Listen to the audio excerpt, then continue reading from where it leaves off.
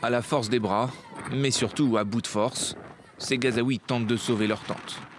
Depuis plusieurs jours, les camps de réfugiés dans la bande de Gaza sont balayés par des conditions dantesques.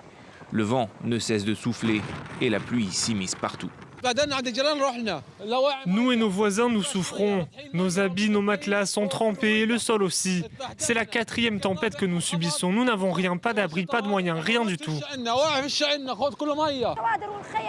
Les tentes et les bâches se sont effondrées sous l'effet de la violente tempête. J'ai emmené mes enfants de ma tente à celle de mon voisin, mais en vain. Nos tentes et nos matelas sont trempés. Les Gazaouis sont désormais forcés par Israël de se retrancher sur une petite partie du territoire. Certains sont réfugiés sur la plage et luttent comme ils peuvent contre l'assaut des vagues. Un peu plus loin dans les terres, les débris d'une maison se sont effondrés sur des habitants en pleine nuit. Des personnes dormaient dans leur tente lorsqu'un mur de 20 mètres s'est effondré sur elles.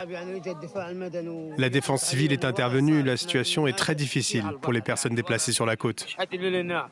Depuis le cessez-le-feu d'octobre, l'aide humanitaire a certes considérablement augmenté. Mais début janvier, les autorités israéliennes ont décidé de suspendre l'accès à la bande de Gaza à 37 ONG. Elles leur reprochent de ne pas leur avoir communiqué la liste des noms de leurs employés palestiniens. Malgré la fin des combats, le décompte macabre, lui, se poursuit. Nous avons désormais dépassé le cap de 100 enfants tués. Ils l'ont été par des frappes aériennes, des frappes de drones, y compris des drones kamikazes.